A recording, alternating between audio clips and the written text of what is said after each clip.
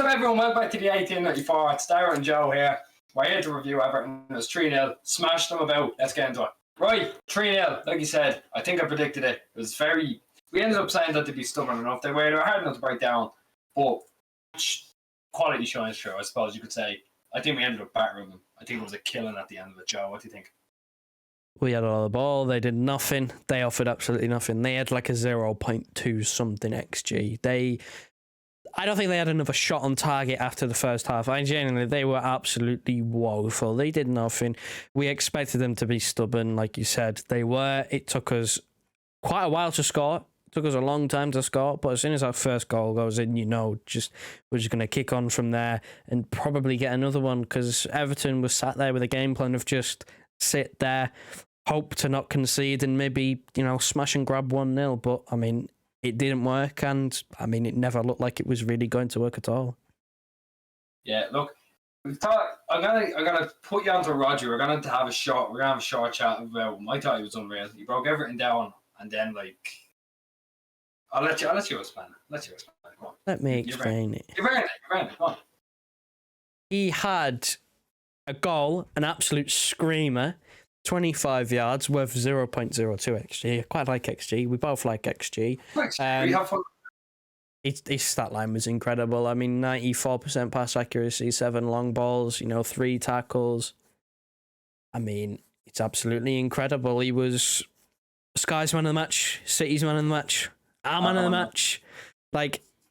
He had the perfect game to top it off with an absolute screamer. Probably goal of the season for City, at least, anyway. He was unreal. We've already said so much about him. I have leg on my face. I don't care, right? There's another man I want to talk about, because we haven't given him too much attention at all this year. Kyle Walker.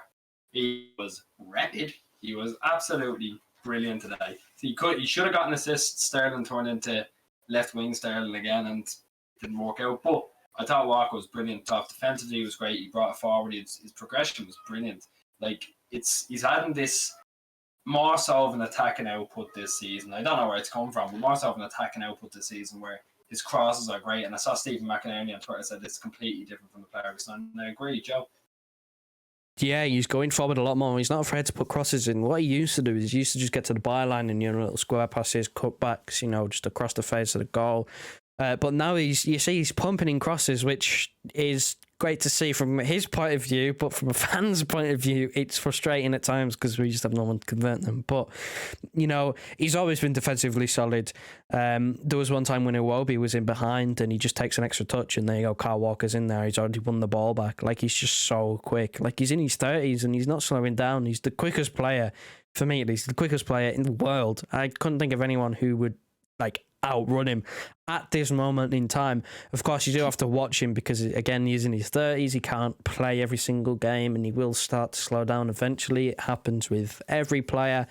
But for now, he's one of the first names on the team sheet. He's had challenges with, Danilo was here first, Cancelo's here, and now he's a left back because, we can't get in the team on the right. That just speaks as to how, consistent he is. Look, I prefer Cancelo on the left at the minute. I think him playing on the left is, you saw it today, is cut in on, a Travella pass, isn't it? Yeah. The Travella cross to that back post, and the finish for Sarah was unreal. I said on Twitter he's back. I hope he's back. But look, again, it was very hard to pick him on the match. We had a bit of a deliberation on stream, and Rodri always comes out with it. But look, we've talked enough about players now, really. The goals are good. The goals are very good. Sterling's goal is great. Bernardo's is a good little tap in. I think we'll just mosey on into player rating, Joe. Right, Edison. Hey, straight off the bat, Edison. He had fuck all to do, but when he was called upon, he did it. He just jumped out. The only thing I remember him doing, jumping up and catching the ball. That was it. That's all I remember. But he was good. He brought the deck chair and newspaper. Fine. Cancelo and Walker, the two fullbacks, both given 9s, right? Now, I know Cancelo got the assist, but I just think Walker was that good that he has to get a 9 as well. Both defensively and, he should have had an assist. He was bringing the ball progression. We already mentioned he was brilliant. 2 centre-halves there. Laporte got a 7. Yellow card tax really didn't do much, didn't play the full 90.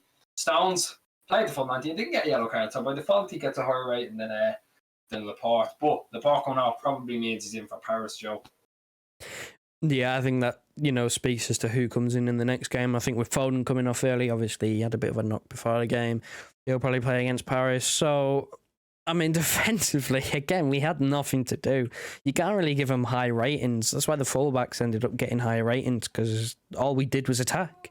Like, that's where our main, focal point was attack. So they were getting forward. Cancelo with a great assist. Walker did everything he was asked and more. He is adding that attacking element to his game, which, could help in certain situations. But again, like, special golden Puma gloves for both goalkeepers, and Ederson didn't really have much to do with them. Pickford, on the other hand, couldn't reach 25 yards to ground. Going to midfield, Rodri gets a 10. You already know why. Bernardo gets an 8, scored, good little finish, tidy little finish, and it's everywhere again. There's nothing else you can say about Bernardo anymore. He's just that good. Gundogan gets 7, gave away the ball a few times, and obviously with him not getting a goal contribution, you can't give him the same rating as Bernardo, but I thought he was pretty good. He had a little burst of pace for the third goal. The third goal, he had the burst of pace. He beat 2 or 3 players and put it in for Palmer, who scuffed it to Bernardo. And look, again, there's nothing why you can ask. I think the midfield did their job today, and then some, Joe. Yeah, I mean, we've already spoken a lot about Rodri.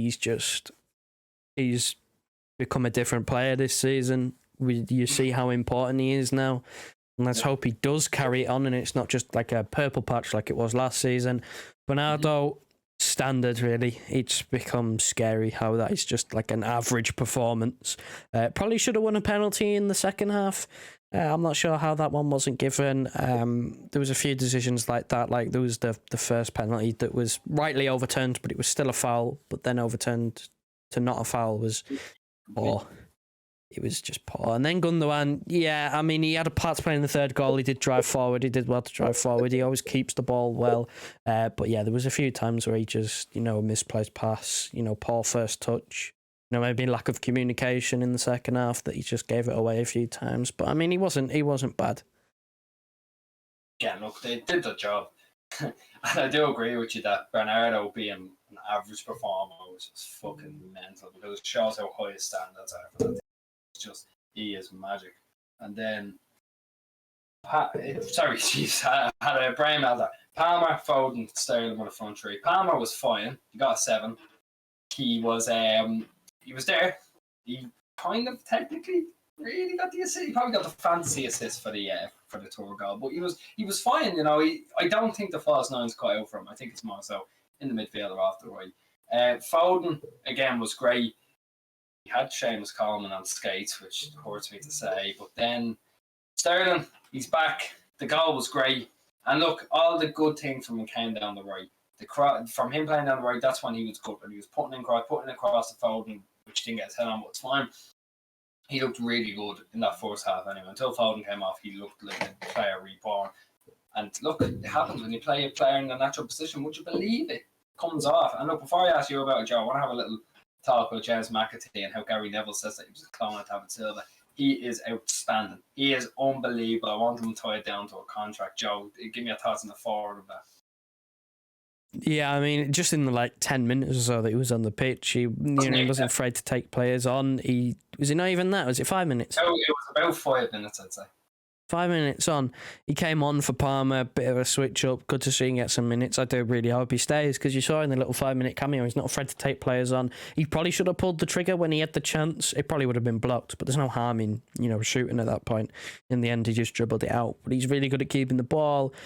I think he's more suited to a false 9 than Palmer is, in my opinion. I just think he is. I think Palmer's more of a creator. He can score, but a lot of his goals will come from out of the box. Finesse shots. But no, the front three that started the game. Foden was. I'm thankful he didn't get injured when he went down. I'm thankful that he was okay and able to continue, because we are going through it right now with the injuries to Grealish and De Bruyne. But he was taken off. Probably rightly so as well, if you think about it. With Paris coming up, we've got West Ham after that, which will be a tricky game. They're in the top 4. And they did beat us in the Carabao Cup, so you need to keep players fresh.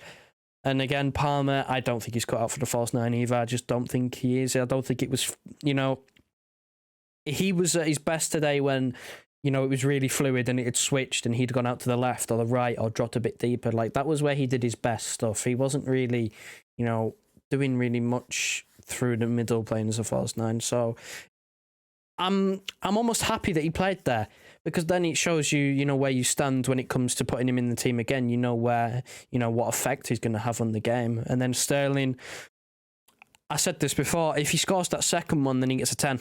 If he scores the second one, he gets a 10.